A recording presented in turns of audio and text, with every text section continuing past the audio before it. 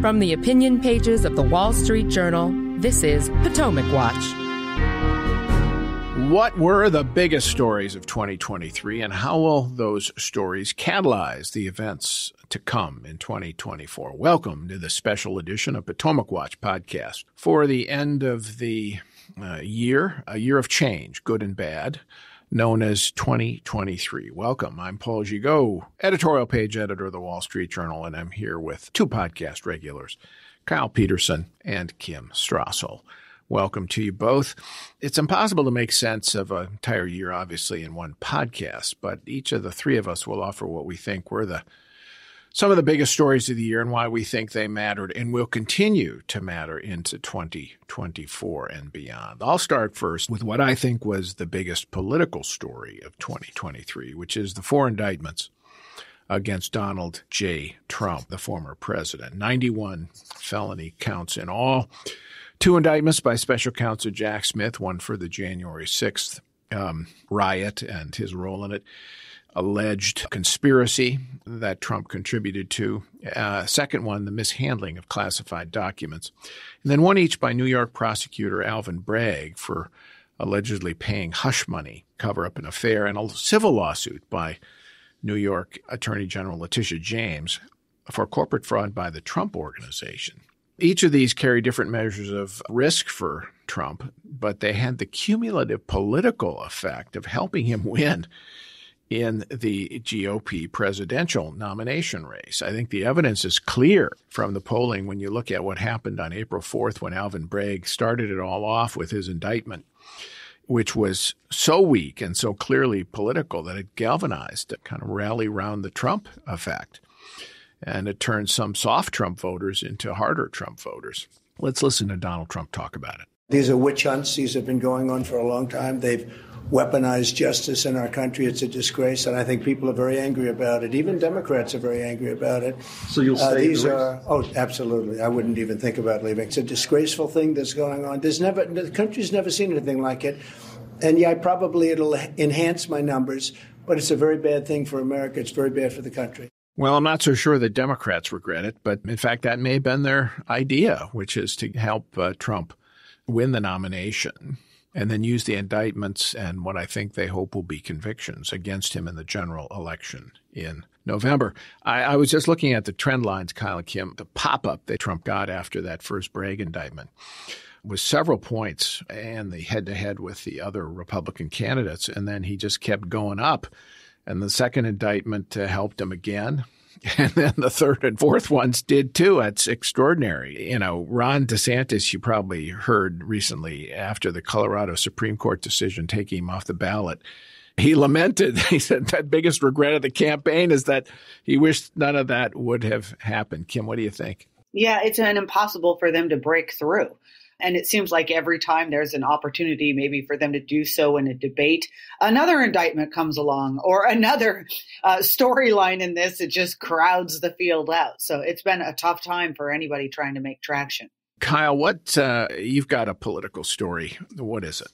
Yeah, one from the other side of the aisle. And if Joe Biden is counting on Donald Trump's weakness to win the 2024 election, it might be a bad bet. And part of that is Joe Biden's age, turning 81 this year. And there are now volumes of public polls suggesting that Americans are worried about this. One from the Associated Press in August, 77% of adults, including 69% of Democrats, say that they think Biden is too old to be effective for 4 more years. And remember, we're still a ways from the 2024 election. So Biden is asking voters to allow him to serve until he turns 86 years old. And in the face of this kind of public polling, it is strange to me that the White House has decided that its best strategy is to laugh it off.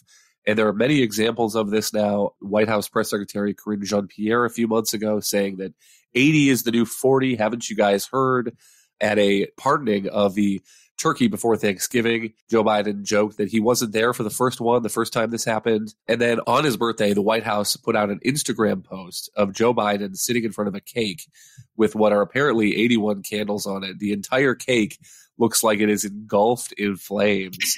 I feel for whatever fire marshal had to be brought in to approve this. Is that a metaphor for his potential candidacy here? Well, it might be, but just wait, because then the caption on the photo was, "Turns out on your 146th birthday, you run out of space for candles."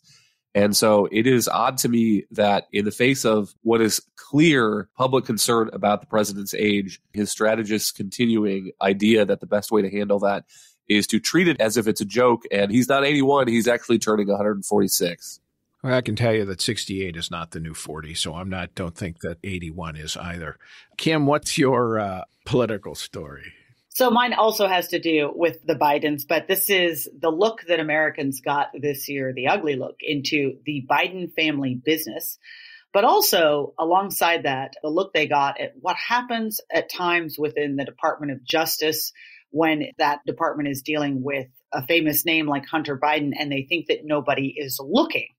And this really was encapsulated, I think, this spring when two things happened. One, Hunter agreed to a plea deal with U.S. prosecutor David Weiss. It was really a misdemeanor on tax charges, a diversion agreement on a gun deal. Essentially, he would have got no jail time.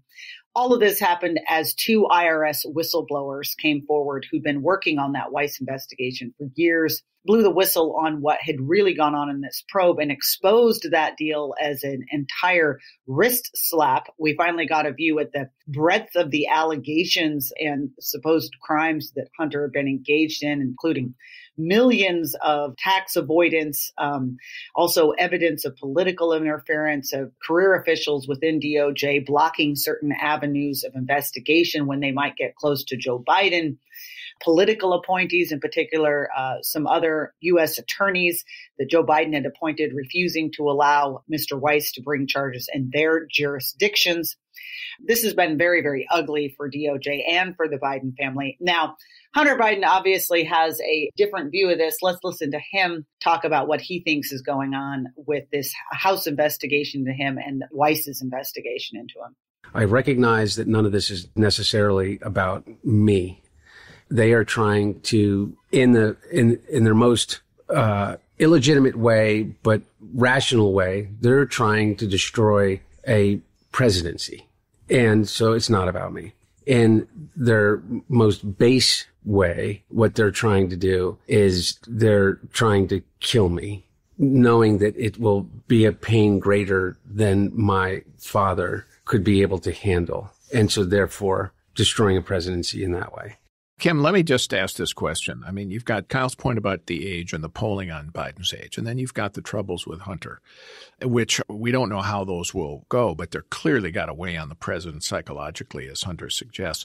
Question in my mind is, why doesn't Biden just drop out? Yeah, psychologically, but also now substantively, in that whatever Hunter might say about poor me, the reality is we've now seen what was really going on, his behavior at the time, and how DOJ was closing its eyes because of that humiliation. And it has been one to Attorney General Merrick Garland. And Weiss has now come out and filed charges, 9 charges in California just recently, including 3 felonies back in September, 3 felonies related to that gun charge.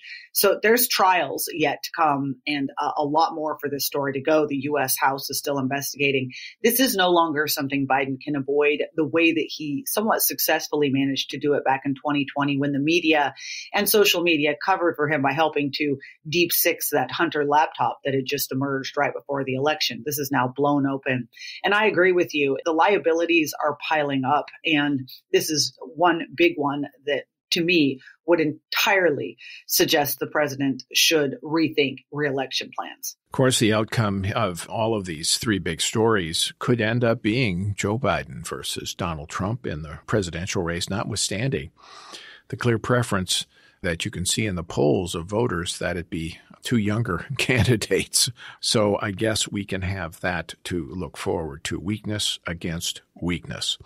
All right, my second big story of the year is the rise of isolationism on the political right, which we saw especially in the emerging Republican hostility to support Ukraine against Russia. Isolationism of this kind has been common on the left, certainly since the Vietnam War, elements on the left, but it's now making a comeback on the right. And for the first time in a big way since the 1930s, Donald Trump is one reason. He's a little bit cagey about that, but he did say he could solve the war with Putin in 24 hours, which I guess means he would give Putin a big chunk of Ukraine. Ron DeSantis, followed by opposing more aid to Ukraine. And then Vivek Ramaswamy, he's really gone full isolationist, casting doubt even on U.S. support for Israel. All this is bad news, I think, for America's role in the world and American interests. Granted, there's a lot of frustration over the failed interventions in Afghanistan and ultimately in Iraq, wondering what they accomplished. And, of course, there's some partisanship here, opposition to Joe Biden. But this has put the president's request for aid for Ukraine at risk. And he wants $110 billion in aid for Ukraine, Israel, and Pacific allies. That may not pass Congress. And if it doesn't, paired with some immigration reform that Republicans want, this could be very damaging to U.S. interests. Kyle, what do you got? I'll highlight another change in the political dynamic. This one, the continuing debate, the vindication of Justice Samuel Alito's suggestion in overturning Roe v. Wade that he was not going to predict how the politics of it would play out when the issue got sent back to the people. And so far it is playing out not well for Republicans. It is an issue that judicial candidates in some states are capitalizing on. There's an April election of Wisconsin State Supreme Court Justice, now Janet Protasewicz. Her victory, it seems, comes down in part to voter enthusiasm to vote for her as a protector of abortion rights. The same is true of a Pennsylvania Supreme Court candidate, Daniel McCaffery, who won a November election. He out and out said, when you elect Democrats, Democrats will stand up and protect women's reproductive rights. So made no bones about that when he was out campaigning. And then, of course, we had another referendum, this one in Ohio, adding a constitutional amendment to protect abortion rights. It passed 57% to 43%. And notably, there were 18 counties in Ohio that were carried by President Trump in 2020 and still voted to approve this abortion rights protection. So the abortion rights movement sees this as its path forward. It is trying to get more amendments on the ballot. There's one that is pending in the state of Florida, and it looks like it is going to get enough signatures. It needs about 890,000 to appear on the 2024 ballot. And the state has verified about 830,000 so far as valid. And organizers say they have collected about 1.4 million signatures. And so it looks like that's coming to the ballot in Florida, possibly also in 2024 to Arizona. And this is intended, obviously, to protect abortion rights, but it also strikes me as intended to increase Democratic turnout in some of these swing states in a year where you could have a close presidential outcome in Florida or Arizona. What's the political forecast here? I mean, is this going to continue the trends of 2022 and 2023, these referendums? Or have Republicans maybe learned something? And, there's some evidence that in Virginia, the governor's race, where the governor and the candidates embraced a ban only after 15 weeks, that somehow that did mute some of the Democratic benefit on abortion. I think that's true. And I think that is borne out by some of the public polling, that there is maybe a majority for some kind of restriction at 15 weeks of pregnancy. The problem is in some of these states, whether legislatures have already acted to pass laws that go further than that, or whether they had laws in place that were revived by the overturning of Roe v. Wade, it puts them in a difficult spot because they don't want to be seen by conservative voters, pro-life voters in those primary elections as weakening their state's abortion laws. And yet the record, it seems to me so far, is if you give voters, even in some of these red or purple states, a choice, and the choice is a restriction at 16 weeks or something like these referenda that go further than Roe v. Wade, it seems so far that voters are opting for the second of those and not buying the arguments that pro-lifers are making that these amendments go further than Roe v. Wade in ways that the public may come to regret. Kim, how about you? What's another big story for you? Well, I will round this out with another shift in the political environment that could end up having real ramifications for policy. And that would be what I think we all have to agree is the collapse, as it were, of the border. There's a number of reasons for this. We had the end of Title 42, which was a pandemic era law that allowed us to keep some people out. But more importantly, word has simply gotten out all over the world that America's asylum policies, President Biden's parole policies are such that if you get here, you are very likely to stay. This has resulted in the worst year ever in terms of statistics at the border. In fiscal 2023, I looked it up, Customs and Border Protection registered 2.4 million encounters at the southwest border, 3.2 million nationwide.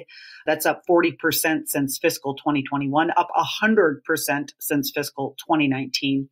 We're also seeing changes down there, not just crowds of people from Central and South America, but Asians, Africans, Eastern Europeans, Middle Easterners. We're seeing an extraordinary new stress on border communities, but more importantly, and I think a way that this changed this year is that as these migrants are moved to other cities or make their way, you now have Democratic mayors up in arms about the stress this is causing on their social safety net, their ability to pay for all these people coming in. This has put new pressure on the White House. But the real shift has come in that Republicans have now realized that this is a bit of a leverage for them because this is very much disapproved of by Americans across the country. Joe Biden has historically low handling in the polls of his handling of the border. So it's now playing into the item you talked about, Paul, Ukraine funding. There's a stalemate, a standoff right now in the Senate, although maybe some beginning of a cooperation in which you would trade Republican votes for some of that Ukraine aid in return for Democratic votes to do something substantive at the border, which would be a first in a long time.